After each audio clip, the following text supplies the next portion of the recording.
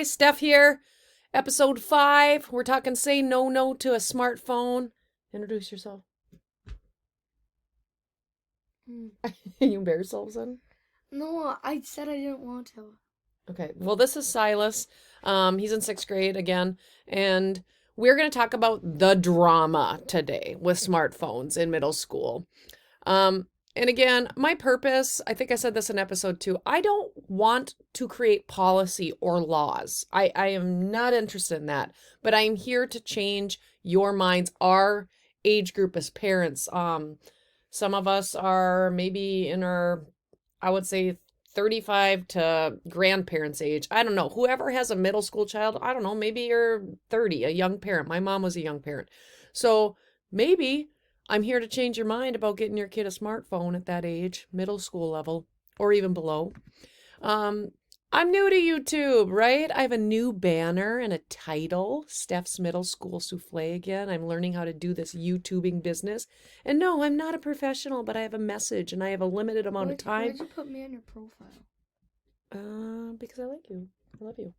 Okay. Our episode today is the drama, pure arguments. Teacher, you're not engaging enough. My next one will be the drama, the likes obsession. Let's review child development. 6th grade, if you're a young 6th grader, I was a young 6th grader, I was 11 in 6th grade. It was a common age for cliques and pairs. I want you to think of yourself in 6th grade. Imagine, take a second, who was your teacher? How'd you act? What hobbies did you have? Okay. It's a time for belonging. I was in 6th grade. You are in 6th grade. Impulsive sometimes. We talk before thinking. We care about our friends. We need to save face with our peers. We don't like being embarrassed. We're moody, self-absorbed. We're extremely emotional. Constant motion. You're moving right now, right? I remember fidgeting all over the place in 6th grade. Physical aggression is common at that age. And sensitive about changing bodies. They like to challenge rules and test limits. Age 12, what Chip Wood said in Yardsticks. And again, imagine yourself, sixth grader, perhaps a 7th grader. You're starting to be sarcastic, use slang, impulsive, peers more than teachers. You care about pleasing your peers more than your adults in your life. You very much care about your peers. At age 13, you're not there yet. But 7th to 8th grade, you'll be 13 in October. Think of yourself in 7th or 8th grade. Hygiene, man, I had a lot of pimples at that age. The mirror is the best friend and worst enemy. Quieter, likes to be alone. Your feelings are easily hurt. And this is the age where they hurt other people's feelings without thinking about them. They're mean, scared.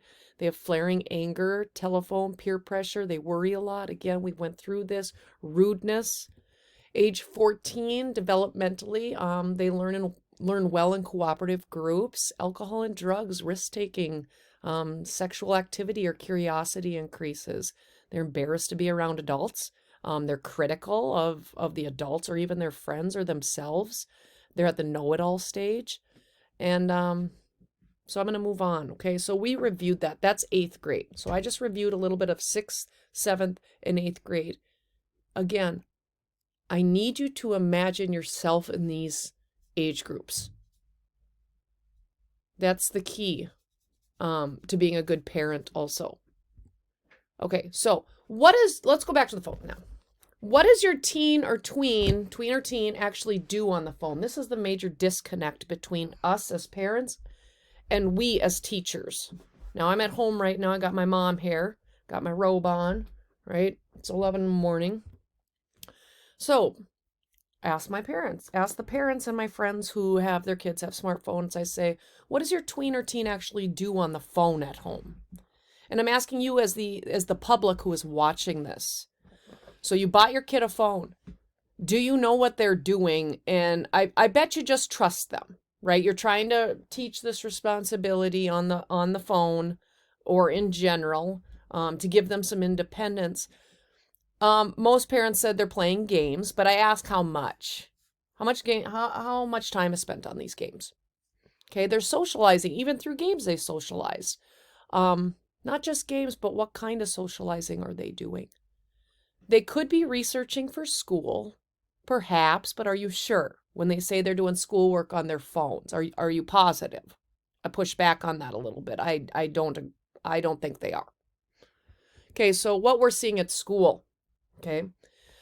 So again, I'm a primary observer. Regardless of school policy, phone policy, whoever's strict, these kids put them in their pockets, right? They're supposed to be responsible or put it away, or maybe your school collects them. I don't know. But if they do have them, I see a lot of selfies being taken. Sharing inappropriate material sometimes. Memes that could be offensive. Videos, perhaps sexual videos. Party videos, especially in 8th grade.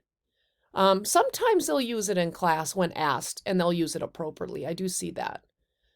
A lot of times, they get to school, and I have advisory in the morning, and the first thing they're doing, some students are, oh, did you see that post? They're gossiping about others. Sometimes they play games, and your school even has a policy, and sometimes you see somebody down here, the crotch hold, like I'm playing games, but I'm pretending I'm listening to you, teacher. Even my great students are doing it, okay? They're playing games. They're distracted. They're at that age. They just are. So, okay. So, teacher, this is what I hear. Why don't you just take the smartphone away from my child? And what I say to you is, seriously, why do I have to be the mean one always? And why do I have to be the one to set boundaries as a teacher? I'm already trying to teach them content. I'm already trying to support them in their social, emotional, cognitive language growth and get them set up for high school. So you just gave me another thing to do, parent. Another battle during my class. So how much are we going to add onto these teachers' plates? Now I'm battling over a phone and watching your child play phones. How about you don't buy them a smartphone at this age until they're developmentally ready not to be distracted by it? That's what I want to say. I challenge you that. I challenge you to think about that. You just gave me another thing as a teacher. I'm not ready. No, not right now. Okay, so here's the drama. So your kid got into some peer drama at school and you've been called to school. You can come and sit in here. This is my daughter, JC. She's in 4th grade. We'll be doing more episodes as she gets into 6th grade, and then I have an 8th grader, so we'll be traveling along my child's growth. Okay, so you've been called to school. Hello, yes, your child just got into a fight at school. You come to the school. I don't understand. My kid doesn't act like this at home. I don't understand. And then you blame the school. This is what happened. This is the disconnect. Your kid is trying to save face around peers because it's normal. And by the way, at home, there's not 100, 350, whatever. There's not a big group of kids in your home. I guarantee it. Okay, they're trying to save face in front of their peers. When they get in front of their peers, remember, they're different people. They're trying to belong to their peer group. At home, other than some brothers and sisters, they don't really have a huge peer group. And they're trying to save face. At home, you, the parent, you may be working, you may be at home in your techie world too because you're tired, especially you single parents out there. My sister's a single parent. Man, she's an only parent. She's tired. I want to relax, and I get that. Your kids are on their smartphone. All is well. Everyone is happy. Everybody is peaceful. They may be even sitting next to you. And it's peaceful in the house because you're all doing things you want to do. Home is a comfy, cozy, secure, and safe place, and it should be. You may even have dinner together. You might be in your little technological bubbles. You don't have to be face-to-face with anyone. You don't have to be face-to-face with peers. Other than routine chores, your kids aren't asked to do things they don't want to do. Okay, so when they come to school, this is what happens first at home that night. So what are they doing perhaps on their smartphones? Many 6th and 8th graders are actually posting mean and angry things on social media because they feel safe and secure to do so at your home. They're posting sexy things on social media when they feel safe and secure, which is in your home.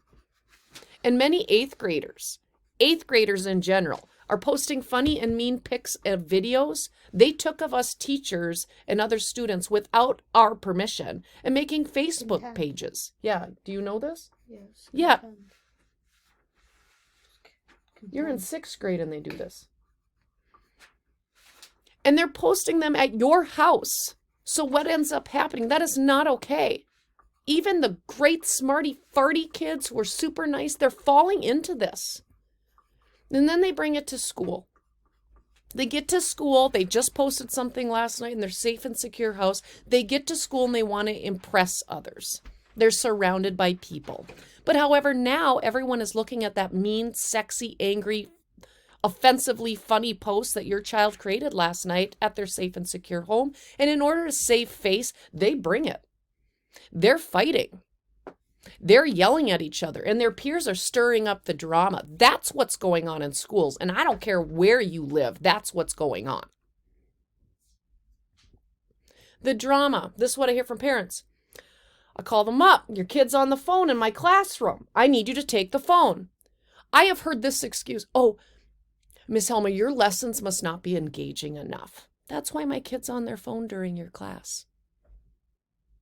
Oh, public schools, any schools, you're not doing good enough. Our kids are distracted because your lessons are boring. Really? So since we're not engaging enough, I'm going to preach. Let's just end all schools and take away 10% of the federal budget. And we'll put it into science, which is at 1% of the federal budget. We'll just shift it. Buy everybody a smartphone, especially this age group, and they can teach themselves. They'll be engaged all the time. They can choose whatever they want to learn. They don't have to fight. They can be at home in their safe, secure spot, teaching them whatever they want to learn. You know, we could do that. But child development research, as I've already talked about already, has found that they are impulsive. They worry a lot. They're peer focused. They're moody. They're risk takers. So is your child and you as their parent ready for your child to be fully independent with their own education? So please don't tell me my lessons aren't engaging enough. How about just not buy them a smartphone? And trust me as an educator, I know this age group well. Okay, so what's wrong with trusting an adult directive? You know, we have to do things that we don't want to do, right? Yeah, we do in life. Us parents, diapers, cleaning, taking care of our parents. We have responsibilities. What's wrong with teaching that? To listen to an adult directive.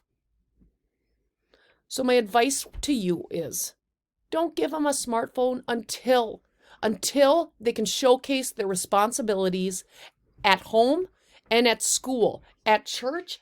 I don't care where it is. Many of us are giving them phones before they have shown listening, obedience, and being responsible. I'm almost ready. By giving them this, you are teaching them magnified individualism, because that is what this promotes. Adults might be able to handle it. I don't know. Maybe you can't. Maybe you're addicted to this. Imagine being this age. Our middle schools are already naturally self-absorbed and they're peer-absorbed. So you're now giving them a device that states you don't have to listen to adult directives. You can have it your own way. I don't like that. I don't want my kids to grow up in that. Okay, so again, you probably don't like hearing this, or maybe you do. That's okay. This is my channel, Steph's Middle School Souffle, and I'm going to do one more episode about phones and how passionate I feel about not buying a middle schooler, let's just say ages 5 to 14, a phone. I've had 9th grade teachers tell me it should even be a 9th grade 15. So those are my arguments today. I'm going to continue on with the drama. Say bye, y'all. We're going to say bye. Okay. Bye. Yeah, you have choices. Again, not trying to create policy, just trying to change minds. Thank you. This is Steph.